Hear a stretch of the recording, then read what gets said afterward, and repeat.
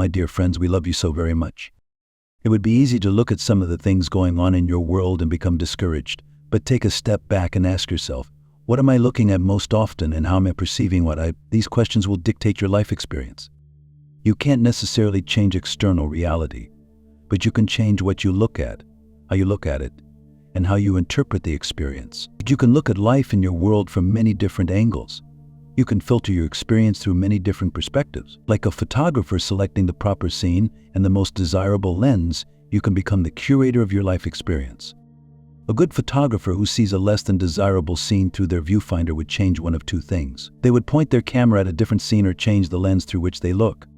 One photographer can capture the gloom of a cloudy day, while others will take advantage of the clouds to capture the contrasting beauty of a tree or the mystery of hills shrouded in mist. Just like that photographer who can't change the day's weather or move a cell phone tower out of an otherwise beautifully natural scene, you can't always change a situation or a person. Sometimes you work with people who are real characters. Sometimes you live with an angry spouse. Sometimes your news is bombarding you with unpleasant situations. However, you can always point your camera elsewhere. You can always change the lens through which you look. Pointing your camera elsewhere is a metaphor for choosing something different to observe. On a cloud day, you can focus on your cozy home. When your spouse is grumpy, you can focus on the reasons why you love them to begin with. When the news bombards you with unpleasantness, you can point your camera at better news and kind people. Your lens, metaphorically speaking, is how you choose to view a situation when you look at it. It is how you choose to filter the reality that you see in front of you. If you look at someone doing something unthinkable, feel hatred, and can't find a better lens, point your camera elsewhere. If you can look at this same person through the lens of your soul, you can say a prayer, emanate some compassion, or choose to look at something good about this individual. If you can't do these things, then point the camera elsewhere. You will have a much greater quality of life if you learn to change the lens through which you can look at life or point the camera elsewhere. Your soul always looks through the lens of love and compassion. Sometimes you can see through this lens, and other times it feels too difficult to align with that view. It is okay. In K, when you look at anything through the lens of love, compassion, or appreciation, you will feel better, emanate a higher vibration, and attract better. When you point your camera at something you like, you will also feel better, emanate a higher vibration, and attract better. Either choice will bring you a better life and improvements in any situation you face. In this fashion, dear ones, you create your own reality.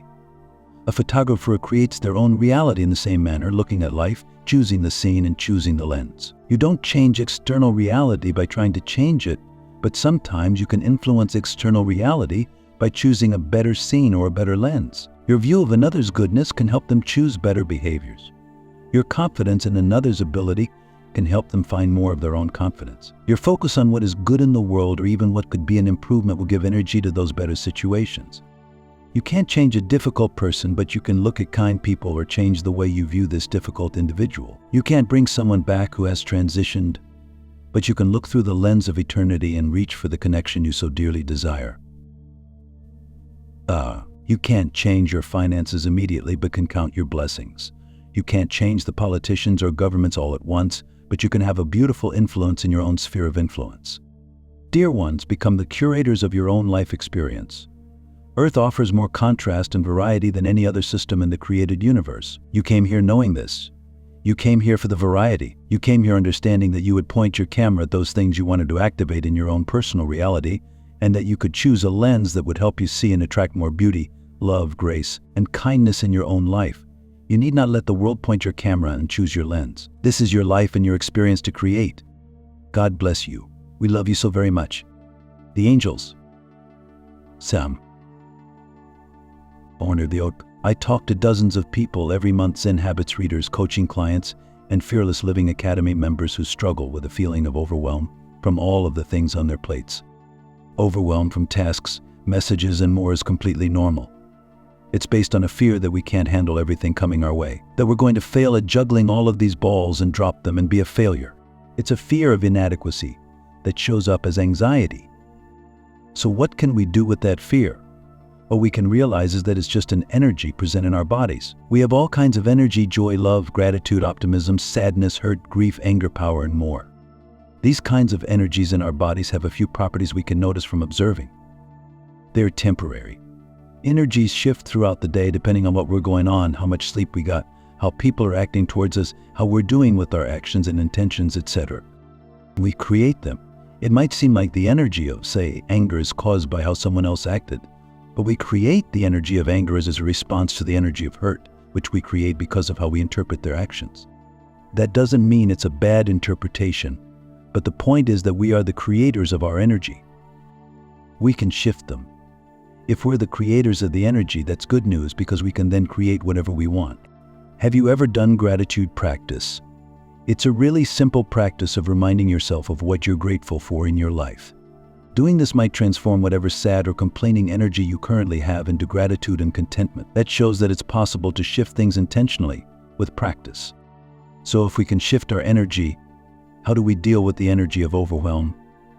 There's not one way to deal with it, but I'm going to suggest a powerful practice. Get present to the energy of overwhelm in your body. Notice that you're feeling overwhelmed. You might notice because you're either avoiding or rushing to get everything done. You're feeling anxious about how many things there are. Just pause and notice how the energy of overwhelm feels in your body. Where is it located? In your chest? What does it feel like? Get curious. Play with the energy. The energy of overwhelm is just energy. It can feel like fear, anxiety, panic, but we can also feel it as excitement, adventure, creativity. These are all just labels. How can you use the energy to generate courage? To make you get up and dance? To light a fire under yourself? Play with it? As if it were a fire you could use creatively to whatever purpose you'd like. In this way, the overwhelm doesn't become a thing that controls us, but rather is something we can feel, love, and use however we like. It becomes the clay for our creative act. I realize this all might sound a bit weird to some people, but I invite you not to dismiss it because you'll be missing out on a powerful and beautiful way to work with something that shows up for you regularly. You get overwhelmed because you care. May you never stop caring. With love. Blessings. We are Thymus. We are the collective of ascended masters. You are constantly receiving new energies there on Earth because you are a part of a much larger system of energy, and when you have a big date on your calendar, physical and non-physical beings alike come together to share with you very specific energies designed to uplevel your consciousness. You are coming upon one of those dates right now as your September equinox approaches. You are ready for more than you think you are. You are ready for more information, more of your gifts and abilities coming online. And you are ready to simply uplevel your physical bodies. The energies of this equinox are about preparing you for what is to come, physically, psychologically, emotionally, and energetically. Those of you who are already prepared for these changes in the self will of course be experiencing them first, just as you normally do. You normally are on the leading edge because you are awake spiritually and because you do the necessary work on yourselves. And so these energies coming in will result in you having more access to your gifts, a lighter body, and more information about your other selves, your simultaneous selves. We are talking about those selves that exist in parallel realities and in your so-called past and in your so-called future. There is an integration happening with all of these various pieces of you. And in the collection of all of your various pieces, you become more of your higher self. As you awaken to more of the truth of who you are with the help of energies from above, you then begin to shine more brightly and more people take notice of you. Those of you who are awake do find that you tend to attract a crowd and that many people come to you for advice. Many can feel your vibration, even if they wouldn't be able to describe it in that way, or they sense your wisdom. That will continue, and it is one of the nice little byproducts of you being able to handle the incoming influx of energies for the equinox. You all have so much more to share with this world, so much more to uncover within yourselves, and so much more that you are becoming, that you are evolving into. And every single one of these big dates on your calendar is an opportunity for those like us, and the Arcturians and Pleiadians, and all the others to share with you energetic transmissions that we know will help remind you of who you really are and what you are capable of. We expect that many of you will be opening yourselves up to these energies on the actual equinox. But why wait? And even after the date on your calendar has passed, you can continue to receive the benefits through the end of STARSEEDS, at the number of these magical energies coming to you from above. That is all for now. We are Thymus. We are the collective of ascended masters, and we are always amongst you.